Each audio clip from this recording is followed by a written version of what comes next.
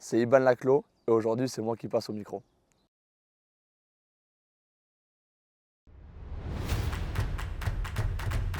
Alors mon parcours rugbystique il est plutôt simple puisque j'ai commencé le rugby à l'âge de 5 ans à l'école de rugby du club ici à Bury. J'ai effectué toutes mes classes jusqu'à rentrer en cadet et après en Crabos, en élite Crabos et j'étais parallèlement à ça au CEL, au CEL du club. Et puis après j'ai rejoint le groupe Espoir et maintenant depuis 2 ans l'équipe première. C'est vrai, 15e saison au club, ça représente énormément pour moi. Le club pour moi c'est une famille, j'ai eu la chance d'y baigner depuis tout petit de par, les missions qu'a eu mon père au sein du club, mais aussi en suivant mon frère depuis tout petit, car il a 4 ans de plus que moi et donc au début j'allais vraiment le voir à tous ses entraînements et j'allais aux entraînements de l'équipe première avec mon père. Donc de faire partie de ce club et maintenant l'équipe première, ça représente énormément, c'est tout d'abord beaucoup de fierté et surtout beaucoup de copains faits durant toutes ces belles années.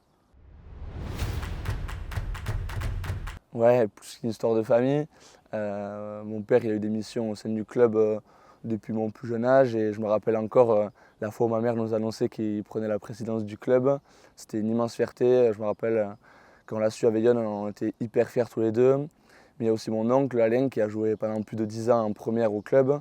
Donc c'est pas un héritage très facile à porter, mais on est encore plus fiers à Veillonne quand on joue ensemble sous le maillot de la Fougère. Exactement, durant l'année 2020 et 2021, ça tombait pile poil pendant nos années jeunes, donc cadet deuxième année et junior première année. Ça a été arrêté tout simplement par le Covid, donc on n'a pas pu aller faire les phases finales de fin de saison pour la première année cadet. Et la deuxième année en Crabos, on a été stoppé après seulement un match de phase régulière, donc ça c'était un gros regret parce qu'on avait une super génération en plus. Mais bon, ça nous a permis de bosser, notamment avec François et le CEL, avec le lycée, de bosser vachement quand même sur la technique individuelle et le travail physique. Et on a pu aussi, enfin moi j'ai eu la chance durant cette année-là de pouvoir aller commencer à m'entraîner un petit peu avec le groupe senior et notamment la première. Et du coup ça a fait quelques contacts sympas et ça m'a donné déjà un premier contact avec le groupe senior. Mon premier match en première, il était à Limoges, lors de l'année de National 2, contre Tom à Steggiano, donc anecdote sympa. C'était une immense fierté, un rêve d'enfant de jouer avec l'équipe première. En plus de ça, j'étais avec mon frère Yon qui jouait aussi ce match devant mon père, donc c'était quelque chose d'énorme, un souvenir, un super souvenir. Je me rappelle dans le but, j'étais très stressé avant le match. Heureusement que j'avais Alexandre Lustono avec moi qui m'a pas mal aidé ce jour-là. Mais c'était vraiment un super souvenir et une immense fierté de jouer en équipe première au club. Ah oui, oui, caractère, c'est vrai que j'ai un bon petit caractère de cochon, on va dire. Mais non, je pense que c'est aussi positif d'avoir du caractère, surtout un poste comme le poste de demi-ouverture. Je pense que je l'ai grâce à ma mère. Je veux dire grâce et pas à cause, mais grâce à ma mère, qui a un bon petit caractère aussi. Donc ouais, je suis content d'avoir du caractère et je pense que c'est une force aussi pour mon poste. Exactement. J'ai toujours travaillé mon jeu au pied, j'ai toujours aimé taper dans le ballon. Quand j'allais aux entraînements de l'équipe première, avec mon père et mon frère, avec eux on tapait dans le ballon tout l'entraînement, on adorait ça. J'ai toujours bossé en plus mon jeu au pied, c'est quelque chose que j'aime et je suis content d'avoir ça comme responsabilité maintenant au sein de l'équipe. Ouais, c'est une anecdote sympa. Meilleur réalisateur de Fédéralune sur cette année-là. Bon, ça va de soi avec les résultats, les super résultats qu'on a avec l'équipe. Et ça, c'est quand même un travail plus collectif qu'individuel. Mais c'est une super anecdote ouais, d'être meilleur réalisateur de Fédéralune. Mon parcours scolaire, donc j'ai décidé à la fin de mon lycée de rester dans la région pour pouvoir m'entraîner sérieusement au rugby et continuer avec le club. Donc je suis allé à l'école de Thalys à Bayonne en alternance, qui me permettait de faire une alternance car j'avais besoin de concret en plus du scolaire. Donc par la même occasion, j'ai rejoint l'entreprise Essor, qui est un partenaire historique du club, en alternance durant 2 ans. Et j'ai continué à travailler en CDI pendant 6 mois où je viens récemment d'arrêter pour me consacrer à des projets futurs. Ouais, j'ai eu la chance, grâce aux bons résultats aussi de l'équipe et à quelques bonnes performances, d'être sollicité par quelques clubs de niveau au-dessus. C'est une grande fierté, c'est un rêve d'enfant d'avoir des sollicitations comme ça. Et c'est pour ça que j'ai décidé de rejoindre le Stade Montois pour les 2 prochaines saisons.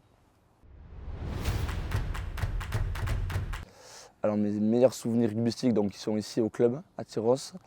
Notamment le match l'année dernière contre Péroide, qui reste un souvenir énorme parce qu'il y avait toute ma famille au match et c'était un match hyper important. Si on le perdait, on n'était tout simplement pas qualifié, alors que si on le gagnait, on était barragistes à domicile, donc c'était un peu tout ou rien lors de ce match. Et bon, ça reste un souvenir énorme parce qu'on gagne avec un scénario assez fou en seconde mi-temps, et donc ça reste évidemment un super souvenir. Il y a aussi cette année de Crabos, deuxième année, entraîné par Lionel Dutil et Pascal Pinsol. C'était une super année où on arrive à gagner quelques matchs dans l'année, notamment Biarritz, on fait égalité contre Vannes à la maison, on gagne aussi Mont-de-Marsan. Même aussi, il y a eu à côté, il y a eu plusieurs défaites, mais on arrive à se sauver lors de la dernière journée à Angoulême. Et ça reste un souvenir dingue, un match assez fou, donc c'était vraiment un super souvenir ça aussi. Alors un joueur qui m'a marqué, je vais prendre quelques pièces par mes coéquipiers des lignes arrières, mais un joueur qui m'a marqué durant mon enfance, c'était un fan absolu du club, c'était Paul Dubert. J'avais acheté les mêmes petits que lui quand j'étais petit, j'étais vraiment fan et puis j'adorais le côtoyer régulièrement lorsque j'allais voir les entraînements de l'équipe première. Et un peu plus connu que ça, j'adorais deux grands numéros 10, Dan Carter et Johnny Wilkinson, de par tout ce qu'ils ont fait pour le rugby et les idoles que c'est pour de nombreuses générations. Alors mes passions dehors du rugby, elles ne sont pas hyper nombreuses, puisque le rugby nous prend quand même pas mal de temps dans notre emploi du temps. Mais j'aime bien passer du temps avec mes amis et ma famille. Dans ce sens, je passe pas mal de temps au Bénès Bar, anciennement le Bénès Bar qui est maintenant la Pomme de Pin, qui est un bar repris par un copain à moi, Gauthier Ocagne et son frère, où on fait quelques parties de couenche, notamment avec Cyriac Guilly, qui a connu quelques parties et surtout des fêtes. Et à côté de ça, je fais aussi un petit peu de golf. J'aime bien aller taper dans la balle sans me prendre au sérieux et jouer aussi un peu au paddle. Voilà. Salut Iban, j'ai une petite question pour toi. Tous les week-ends, j'admire tes qualités défensives. Je voudrais que tu me donnes des petits conseils, s'il te plaît. Sympa cette question, Paul, je retiens. Non, c'est vrai que défensivement, j'ai pas trop de secrets à te donner. Je pense que tu es un peu meilleur que moi, voire largement meilleur que moi.